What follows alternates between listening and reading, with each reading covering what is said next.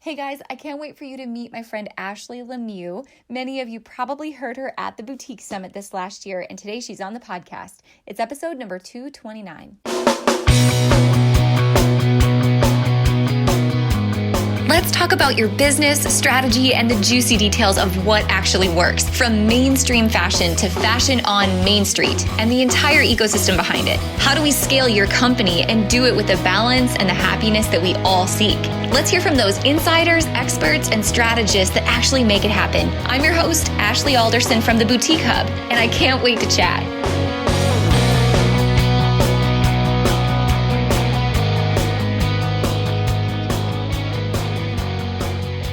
Hey guys, I'm so excited for you to meet my friend Ashley LeMieux on this week's podcast.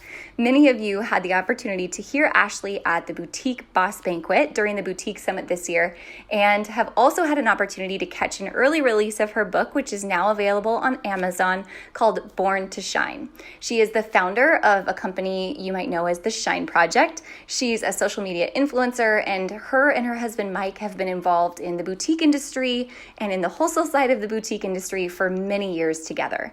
Her story is one of triumph, but also one of heartbreak. And I'm so excited for you to hear from her today firsthand, the life that she's lived this far, and what she hopes that women everywhere are able to learn from her story. I am totally blown away by the woman that Ashley is and the message that she has to share with all of us. So I'm so excited. I hope you enjoy this week's show. Meet my friend, Ashley LeMieux. All right. Hey, Ashley, thanks for being on the show today. Hey, thanks so much for having me. So I think the last time you and I saw each other, you were fresh from spending the night on a floor in a conference room in a hotel in Atlanta. Yes. That was the last time I saw you. It was amazing. So for those of you who don't know, Ashley joined us as a keynote speaker at the Boutique Summit, actually at the Boutique Boss Banquet, which is our award ceremony for the Boutique Awards. And God bless, I don't know, how did you, tell me the story of how you found out you didn't have a room and then you ended up in a conference room. Well, I didn't find out I didn't have a room until midnight after they had made me wait for 3 hours telling me that my room was still being cleaned. And finally at 12:30, I was like, you guys, I need to go to bed. I have a long next 2 days. I've been here for a long time. And so then they walk me up to a room and I walk in and it's a conference room. So that's how I found out. They didn't even tell me until I was in the room. Oh my gosh. Did it have a bed? Did you have a cot? What did you have? Like a little rolling cot with a little pillow that they wheeled in. And did you have to go down the hall to use the bathroom? No, there was a bathroom, kind of locker shower situation in it. Man, well, of all your travels, I guess you could chalk that up as memorable, we'll say. And I had the best stories from it, and it was incredible. Perfect. Oh my gosh. Well, despite the conference room, I'm so happy that you got to share your time with us at the summit. You and I were just chatting before we started to record. Whenever Instagram was founded, whatever year that was, someone can Instagram us and tell us, DM us. But I think you were one of the first people I started to follow and was just so enamored by what you were doing first with the Shine Project and your story and just the light that you bring to so many people. So to see it come full circle and to have you be a part of our community at the Hub and to be on the show, that really does mean a lot. So I'm so pumped that you're here today. No, thanks so much. And I know it's so crazy that was so long ago and here we are now. And I think it's always just so amazing, the journey that life takes us on to get from where we are, from where we were to where we are. And it's never what we expected it to be, but it's always, what it's supposed to be. So this is super fun to be here with you today. I love it. If it doesn't challenge us, it doesn't change us, right? Yep. Man, so there's a lot of things that we could cover today. And I know for those of you who are listening and you're familiar with Ashley's story, like I was telling Ashley, it's such an important story that I never would want to rush through. And so we're going to give you kind of some full scope of that story today. But I also really wanted to maybe dive into something Ashley doesn't get to talk about a lot. And that's more of the business side of her journey. because there's just so much fruit to be shared right there. So, Ashley, can you start just for some history and context? I'd love to hear you're just coming out of college, you're a broke college student, right? And you and Mike I think you were newlyweds, and you started the Shine Project. Take me back to the beginning and how that process unfolded for you. So I was a senior in college trying to figure out what I wanted to do with the rest of my life. I wanted to be a writer and an author, but I knew how hard it was to do that. And growing up, when people asked me what I wanted to do in my life and I would tell them I wanted to write books, it was one of those cute ideas, but wasn't something that people acknowledged as an actual career path. So I kind of shifted courses, and now as a senior in college, trying to figure out what the rest of my life was going to look like, I decided I was going to take an internship at an inner city high school in Phoenix, and it was helping students who were juniors and seniors in high school how to be prepared for college, and being able to help them write resumes and applications for school and all those types of things. And I thought that that was something that I would be good at, especially since I loved writing so much. So I took this internship, and simultaneously, it was kind of when people started blogging a little bit. It was before the days of any type of social media. I had a blogger.com account, and I created a blog called The Shine Project because I knew that there had to be so many other women out there in the world who were like me and just needed encouragement and needed to find this inner resolve to go after their dreams in their lives. So I started the blog. I'm working at this inner city high school, and I meet these students who I just become immersed in their world. And for the first time, I really saw the struggles that happen in the inner city and in this demographic, and living in poverty and not having resources to go to college, and dealing with hardships like needing to work multiple jobs to help feed your siblings and sleeping on the floors at night. And as I met these students and I just loved them so much, I knew that I needed to figure out how to help them go to school.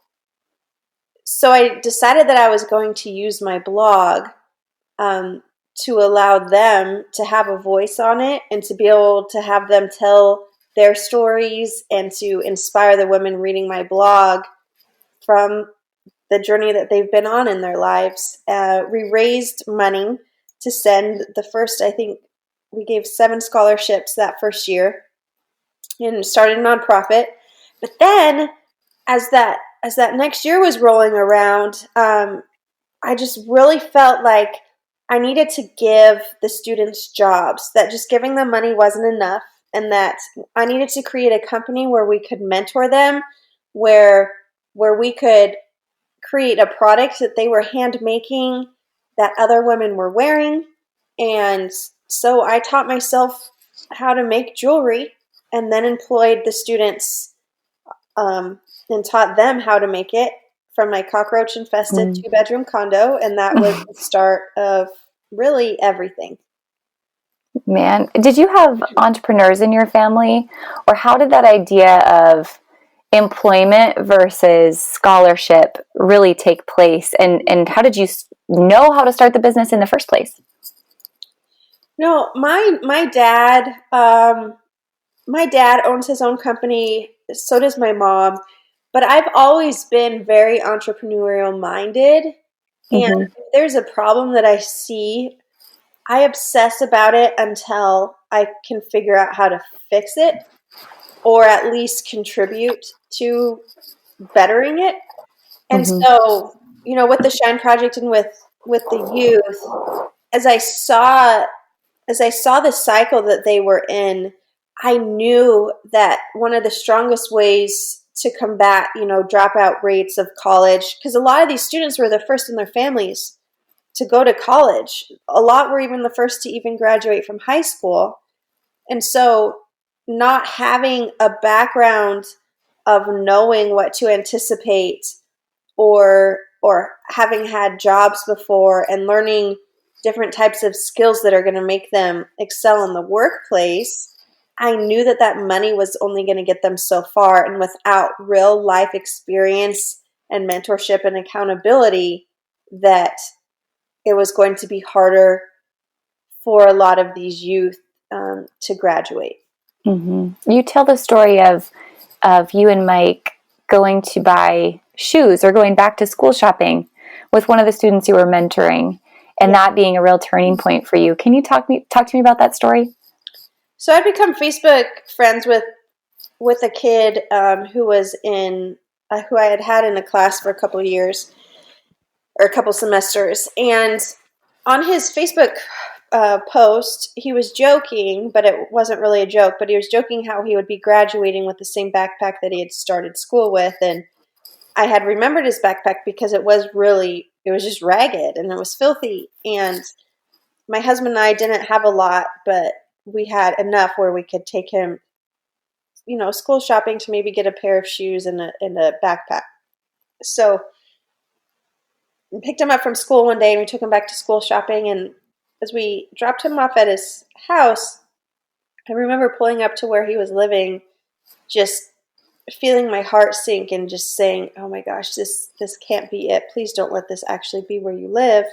And sure enough, it's where he lived. And we walked him up the stairs and he opened the door and there was no furniture. There was no furniture in their apartment. And I learned that they slept on the floor, and he was the oldest of 4 kids, and there wasn't food in the fridge. And, there are just so many levels of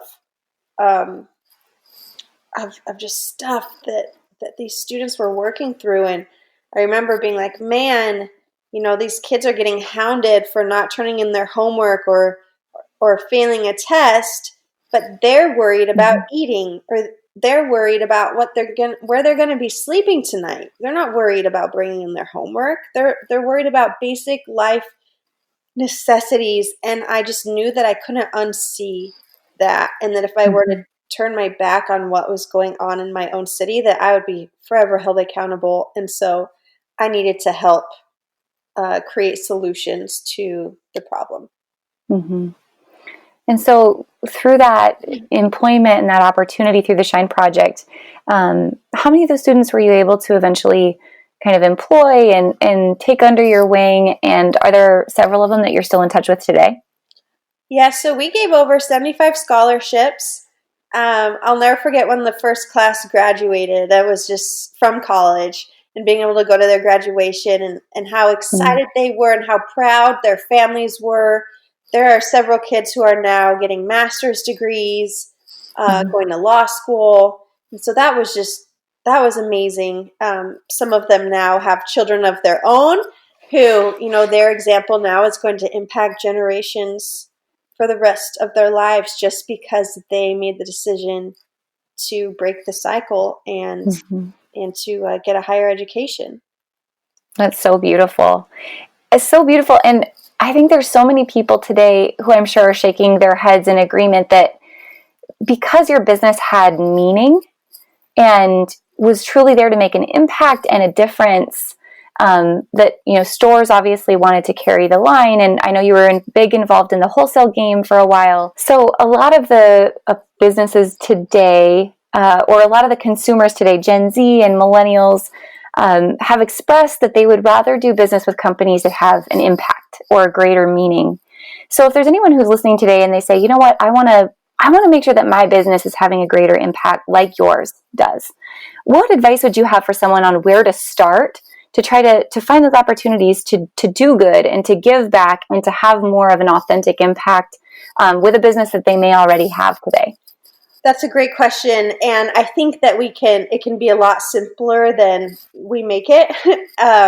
And I think it starts with, what types of products are you carrying? Are there products that you can bring into your store or your online space that supports a bigger message? Can you host events either online or in store that a portion is being donated back to a certain person or cause in your community? Can you do different service project days where your customers get together for a greater cause and you guys go out and actively do good within your community? There's just so many different ways to go about making a positive impact, and it can be a lot simpler than we think it has to be. I love that. And, I think it kind of ties right back to social media and say Instagram or your blog. In order to have an impact, you have to start with a voice, or you have to start with a community. And so I love the fact that, we live in an internet age and a social media age. As much as some people hate it, it brings such opportunity. Because you built the blog, because you have Instagram, you're able to impact good in so many thousands of people.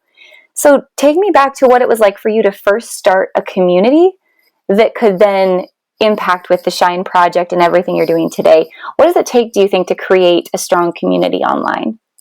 I remember the very beginning days of the Shine Project, and I wanted to do service projects in our community. And so they were nothing fancy, and I'd have like literally 10 to 15 people show up, and we would just do a service project. And as I kept showing up as myself and providing opportunities for women to have connection and also to be a part of something bigger than themselves, then it just kept growing. And so I think when it comes to building community, is that you just have to consistently keep showing up and be the leader of that community. And sometimes you're going to be leading a few people, and perhaps that might grow into many people. But wherever your circle of influence lies, I just believe that it's your responsibility to keep showing up for them consistently. I love that. So specifically, let's talk about Instagram, because that's definitely the strongest home for your community and probably where most people connect with you, I'm assuming. Yeah. And talk to me, strategically, the business mind of me wants to know, okay, how many times do you post a week? And talk to me about the strategy behind your captions and your photography, like all these things that make your Instagram so great. Where did you start with that, and how has that continued to grow? Honestly, everything that I do, specifically on Instagram, is to show a real life snapshot of my life and the feelings that I have, and just being able to put words to things that a lot of people feel but maybe don't know how to say themselves, and then they're able to feel less alone. For photography, sometimes I'll batch content and I'll hire a photographer and we'll just take a ton of shots throughout the day. But most of the time, my husband and I have a tripod and we're just capturing a moment in our house, or we're taking a quick photo somewhere. I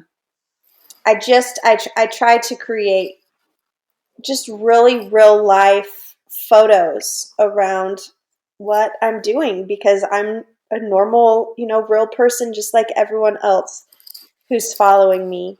For my captions, what's really important is that, especially as I've gone on my healing journey these past few years, I've learned a lot of things that I know can help other women. And so I feel like it's my responsibility to break down what those are and provide just tangible concepts and tools and captions that I know will help other women. So weekly, if there's something that I learned the week before, one of my questions is, how do I break this down and teach it simply online so that when people come to my feed, I think Instagram is so great, but it also can be really look at me type of place. Like, look at me, look what I'm doing, look what I'm wearing, just look at me. And so how I approach that is, how can I get on here and look at my audience so that they're not looking at me, but that they're reading and taking what I say and applying it back to themselves to change their own lives. So that's my approach to everything. That's so good. And, authenticity is it can be such a buzzword, right? Yeah. But what it comes down to is just being able to listen and then show up as yourself, but through your reader's eyes. So I think everything you said it's beautiful because it's giving them what they're asking for every single day in such a real way. Yes. Is there, I think about your photography. It's so beautiful. When you and Mike do have a tripod in the house or you're just capturing those moments, I know photography is a struggle for some people. So are there apps or tools that you use that you feel like have really helped you in that department? Yeah, I mean, there are so many different types of presets now that you can use, and it's amazing what you can just do from your phone. So don't be overwhelmed by this. Honestly, if photography is a struggle for you, start with your phone and find some good apps that have good presets that can filter your photos. One that I love is Tezza, Tezza, and she creates some awesome presets that you can just edit your photos with right on your phone after you take them. But also, there's also probably a lot of photographers in your area who are new, who want to get their content out there. So I'm always a big fan of supporting each other and collaborating. So try to reach out to photographers that are in your area who can take photos of you and that you can post and tag them. There's just so many ways to be able to create quality content. How do you sit down, when you're talking about batch creating your content? Is there a day of the week that is, let's say, your social media day? Because I know you've got a book tour and all these other things happening, and life is crazy. So how do you fit it in, planning what content you're going to share for the week, not just on your Instagram, but for the Shine Project and all the other businesses that you and Mike have together? Yeah, so, all at the start of every single month, I do what's called clarity mapping for my month, and it's just a process that I've come up with, and I always choose one theme for my month, and I answer the question, what is my intention this month?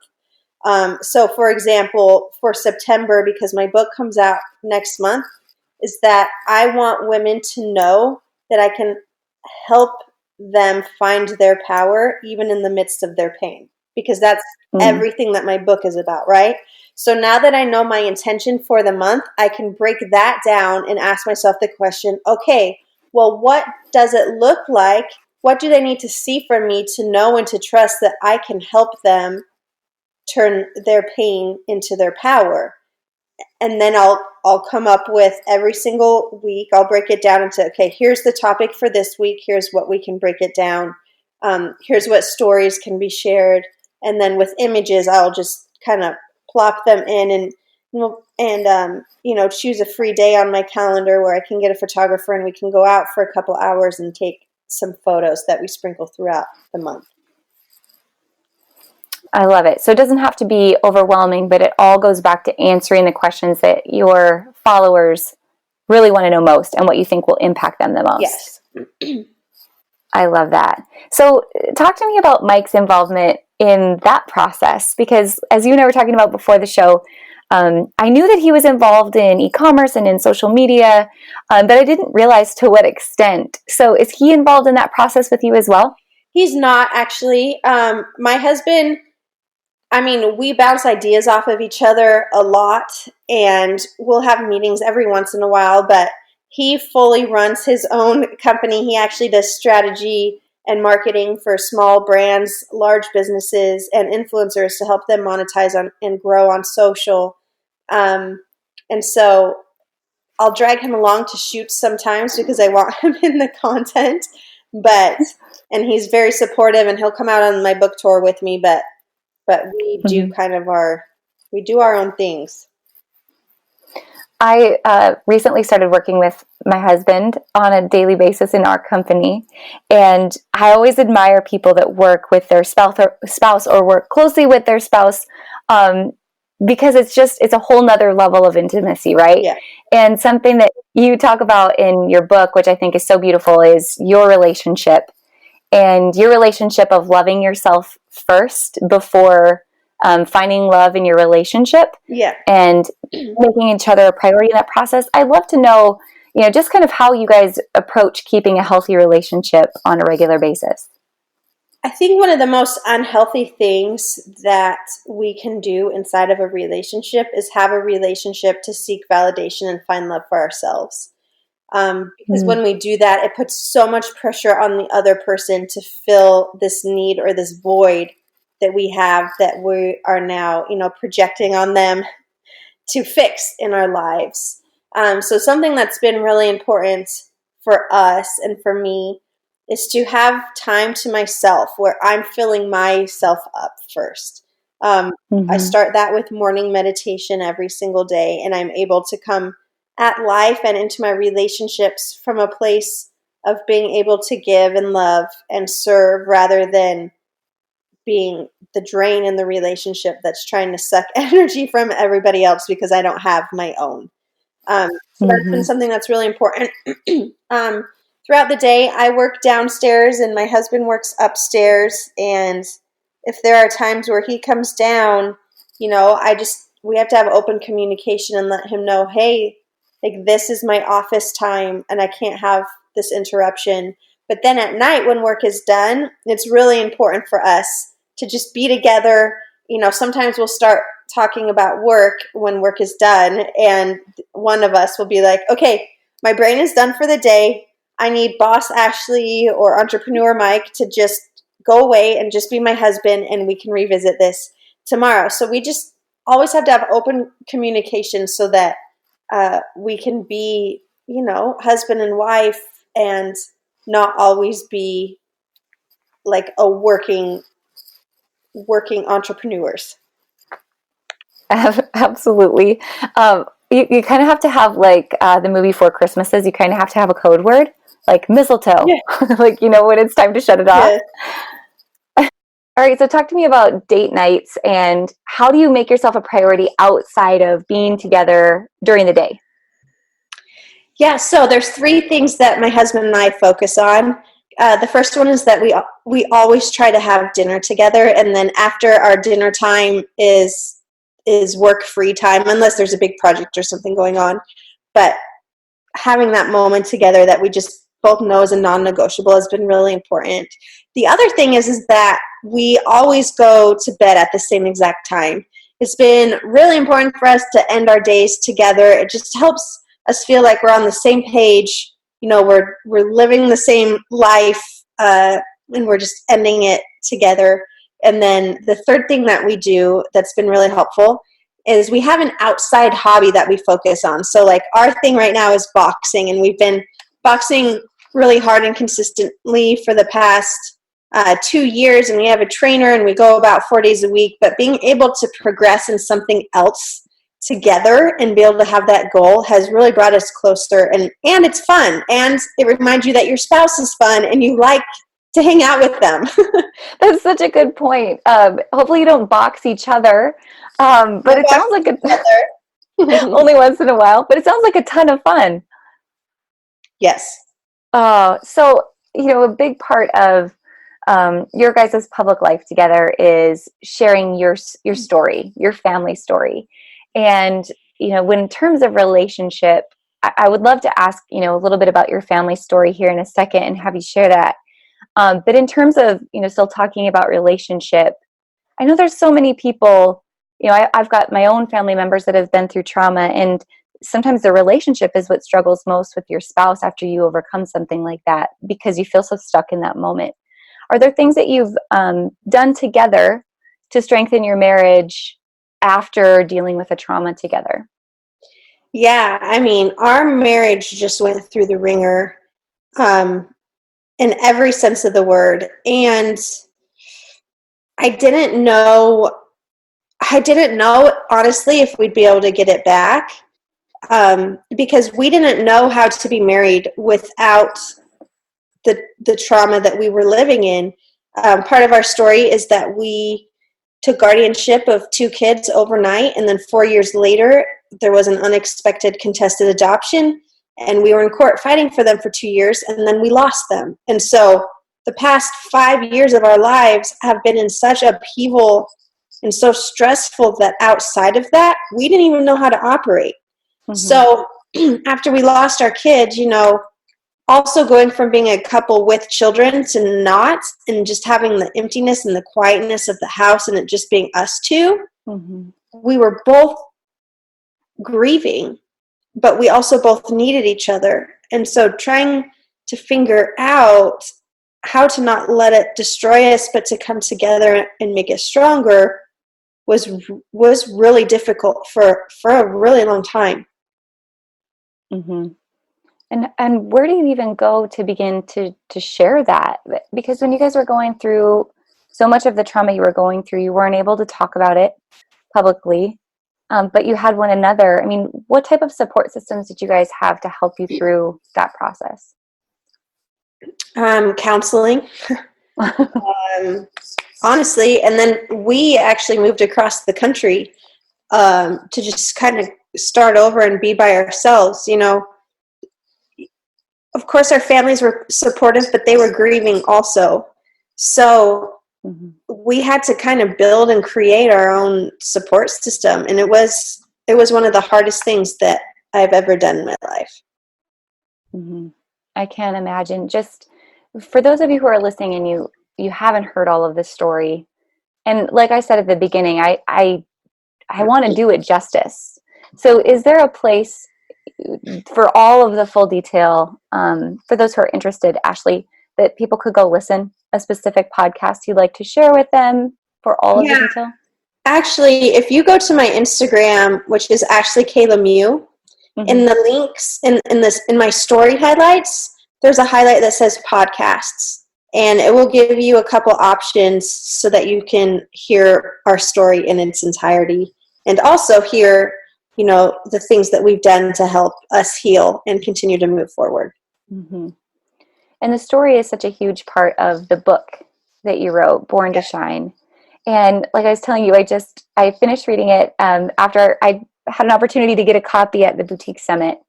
And it's so beautiful because it shares the story. It talks in such detail about the kids and what's happened since all of this took place.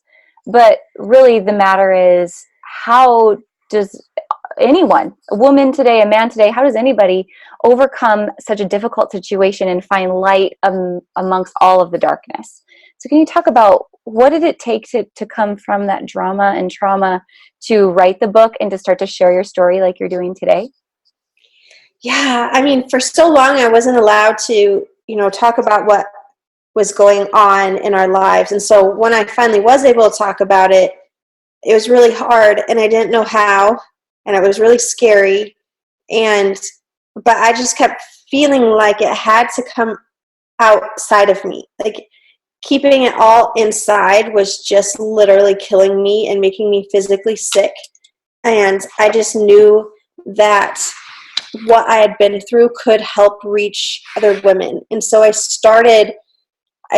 started writing and sharing my story with the intention of helping women know that they weren't alone. And as I was talking about just everything that I was struggling with and everything that we went through, the amount of messages that I received from thousands of women across the world just kept fueling my ability to keep sharing.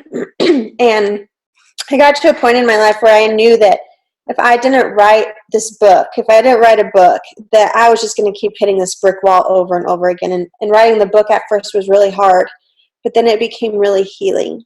And I just knew that this book was written so that I could heal, and now is being put out into the world to help other women heal too. Mm-hmm. I love it. Part of your talk is talking about finding joy in the present. And even amidst the things we go to, right, I am here, and you're able to find what's in that moment. Can you talk about what that saying, I am here, what that means to you? Yeah, so what I have learned about pain is that at first we want to run away from it. We do so many things in our life to try to avoid pain because it's uncomfortable and because it's scary and because we don't want to feel it. And so I spent a long time trying to run away from it. And my husband and I were traveling. We went to Europe for 6 weeks after we lost the kids to literally just escape. And there was this one moment, we were in Italy, and there was a mom and a daughter sitting next to me, and she was the daughter was my daughter's age, and she had just lost her first tooth. And her and her mom were really excited about it, and I couldn't understand them because they were speaking Italian, but they were just so happy and hugging, and I just lost it. I just started sobbing because the wound of losing my daughter was still fresh, and I had remembered her losing her first tooth, and also the weight of knowing that we're not going to have those memories together anymore, any new ones, was just so overwhelming. So I got up to go run back to the hotel because I just didn't want any part of it anymore. And as I got up, and I, for some reason, I looked up and I was in the middle of this square. It was so beautiful. There's this big cathedral, and I'm in Europe, and I just had this thought that I can't keep running away. Like, look where I am right now. I'm here. I'm right here, and I need to live in this moment, or I'm going to miss all the good moments in my life because I was too sad to live in them. So I threw up my hands, and I literally yelled out loud in the middle of this square, I am here. I'm right here. And I just kept repeating it. And that is something now that I do every single day as I look at myself in the mirror and I say, I am here. And I believe that all the moments in our lives have led us to this one moment. And so how dare we run away from it? Pain, I have learned that when we stop running away from it, we can actually invite us in to teach us, and it can teach us what it is that we need to know in our present moment. Oh, that's beautiful. What do they say? Life isn't happening to you, it's happening for you. Yeah. Right? I think you mentioned, maybe it was on your Instagram this week, but you were talking about, especially with back to school, that there can be all of these should have moments in life. I should have, or it should be this. And I think about, I have a sister who lost a son to suicide, and she deals with those moments every day. You know, he should be getting married now, and he should be having kids now. Do you kind of look at that and those moments the same way of, we can't live in the should haves, but we have to live in the I am here and in the present? Absolutely. My whole life would be a should have, would have, could have, if I allowed it to be. And so being able to say, but I'm right here, and this is my life. And then being able to just feel either the weight of it if I'm having a hard time, or the joy of it if it's a good time, and just allowing me to be fully present in the moment, because that's where we find our power. And it's when we live in the should have, would have, could have that we give our power away to our pain. Is there, you know, as you think about your journey and now the journey that you have to share this message with so many people, how do you find yourself in the space where you aren't letting just this one moment define you, but let this be one piece of your story? But there's so much more of your story yet to unfold. Yeah. You know, something for me is that I believe now it's my privilege and my calling to help other women through their pain, because I know what it feels like. And so I think that when we can start looking at our pain as our privilege, which I know sounds so crazy and so impossible, and you know, even the first year and a half, if someone told me your pain needs to be your privilege after we lost our kids, I would have punched him in the face. And you know, to be honest, but when my pain started becoming my privilege was when I wasn't defined by it anymore. And just finding that moment where that one turning point, right? It just takes one tiny step into that turning point to shift your entire reality.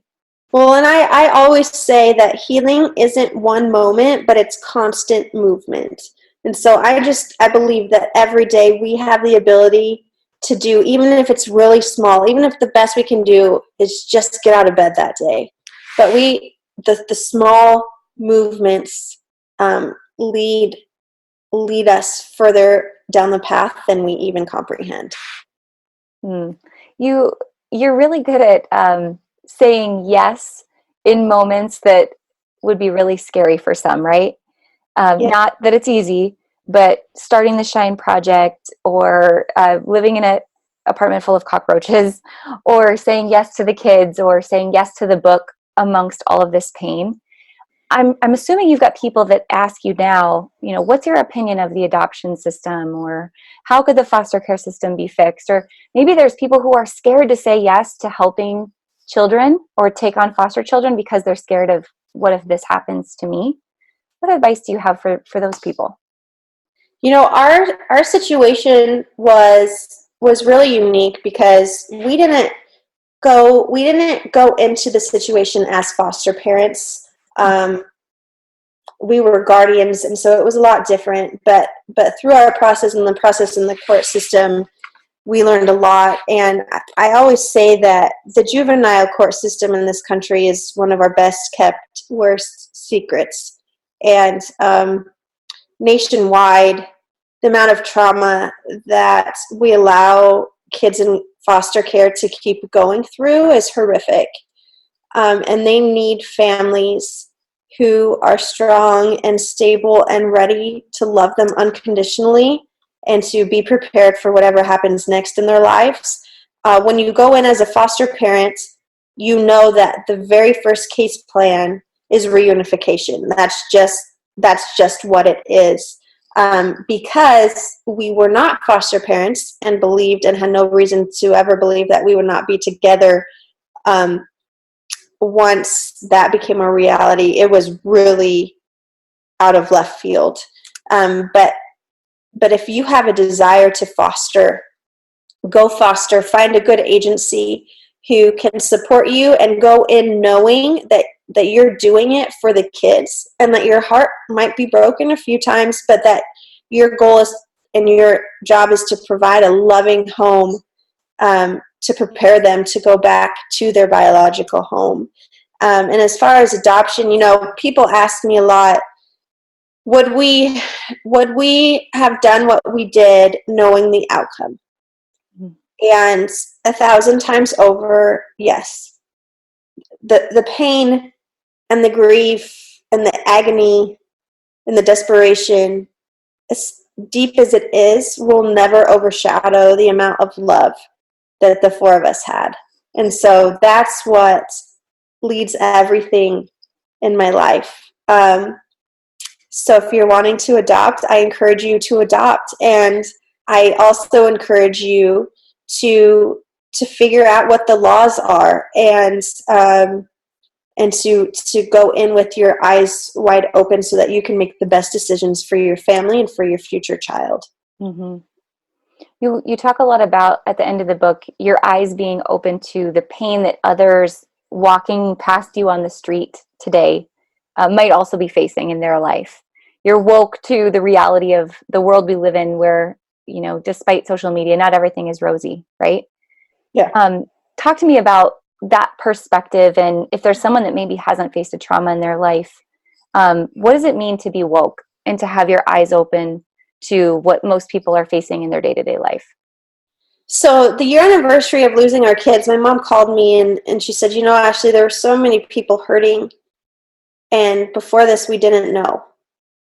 And I feel like pain or loss or all these things that we're talking about, you enter into I call it the club of life.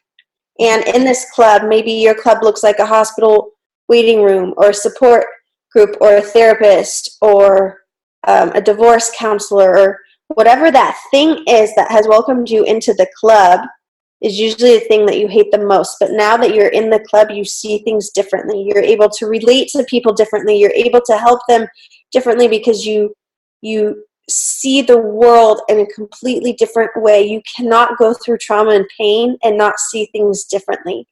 The tricky part is to not allow that pain and trauma to cloud everything so it looks miserable forever, but to choose to have just a new set of lenses where you're able to see people and things in a way you never would have before, so that you can show up differently in a way that you wouldn't have known how to before. But now that you have the experience, you know what they need.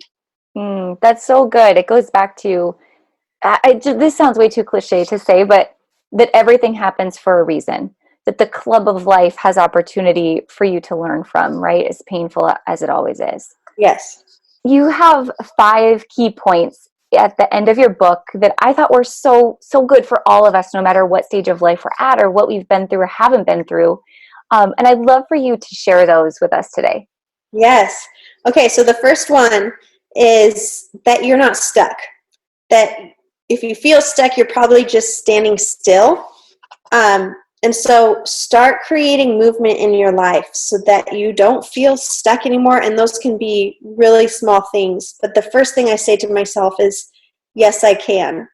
Yes, I can. Yes, I can do this. So start there. The second one is that so in my book, I talk about the it's in our life, like that thing that just derails you.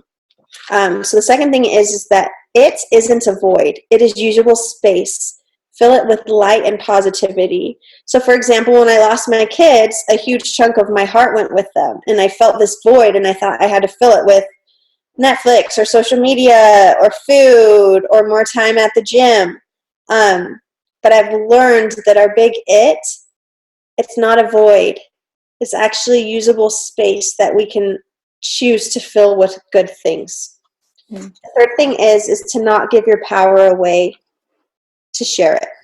And, I think a lot of times we feel powerless because we give our power away and we blame other people or situations. We blame everyone else for our problems. And then we just kind of pass the responsibility of our lives onto everyone else. But I've learned that we give our power away when we do that. So instead of giving your power away, you can share it with yourself and with the people around you who need you the most. The next one is see the good and be the good. So that kind of goes back to looking at life with a new lens and being able to notice the good things around you even when life feels really heavy. And then being the good, and if you can't see the good around you, then you start becoming it and you start doing the things that you wish someone would have done for you. And the last one, and this is my favorite, but it's to stop waiting and to start right now. I think that tomorrow always seems to look better than today, and we think that tomorrow we'll have more money or we'll feel better about ourselves or we'll have more love, so we always put off the most important things. But waiting doesn't get us anywhere. It actually makes us feel stuck. So my challenge to you is to start right now, today. I love it. You also say in the book that courage starts small, right? That a lot of people see your big leap, but they don't know that courage had to start with just getting out of bed one morning. Yes. Just making the choice.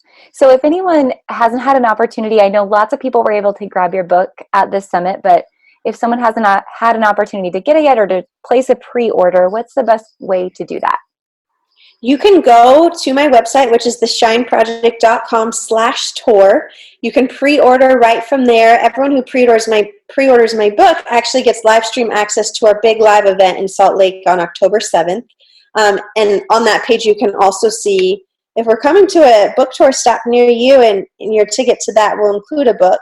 And also, if you just want to head straight over to Amazon, you can pre-order it there as well. Awesome. So the book tour, I don't know how you're keeping this all straight, because your book tour is pretty intense, right? It's a couple of weeks, and how many stops in the tour? I think there's 7 or 8. Oh my goodness. And besides that, you announced some really cool news on social media as well, that you guys are in the midst of moving as well. Yes, we are actually moving back to Phoenix, which we're so excited about because that's where we're from. We never thought we'd be able to live there again after losing our kids. So being able to go back and be by our family and grow our roots there again feels really exciting. Awesome. And productivity hacks or time blocking hacks, how do you keep your time managed in chaos like this? I actually, so I have a system called clarity mapping that I do, and that's really helpful. But in the mornings I have meditation, and then I also have Brendan Burchard's high performance planner, and I literally block out every single hour of my day, and I ask myself specific questions like, how will I know that today is a good day? Or how do I want to feel at the end of today to know that it was a good day? So that from the very beginning, I have a plan and an intention so that I'm making the most progress as possible.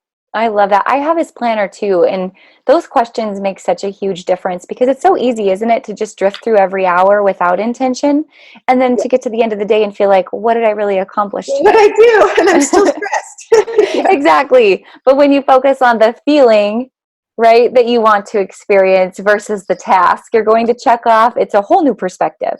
Yes, absolutely. Absolutely.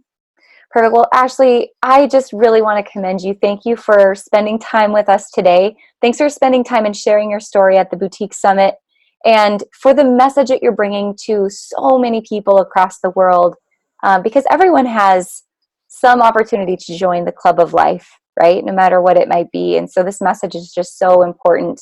And I commend you and Mike, having watched this journey unfold just from afar, not even knowing you. I can't imagine. I can't even begin to imagine what you've been through, but sharing your pain so that others can prosper through the pain is incredibly beautiful. Well, thank you. Thanks so much for letting me join you on your podcast. Awesome. All right. Thank you so much.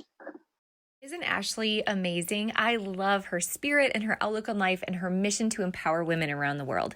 Hey guys, if you haven't had a chance yet to get her book, Born to Shine, please follow the link in our show notes to go get a copy now. I've already read it. It's a short and easy read, and I know you're really going to love and resonate with her story. And if you'd love to hear more about meeting awesome people like Ashley in person and you're interested in attending one of our events at the Boutique Hub, make sure to mark your calendars. This week we are announcing the dates of the 2020 Boutique Summit. We'll be telling you where that's coming in the middle of summer in 2020. And also for those of you who are on the Western side of things, mark your dates for January 9th, 2020 in Denver, Colorado for our 3rd annual Western Summit. Guys, I hope you love this episode. Thanks so much for tuning in, and I'll catch up with you next week.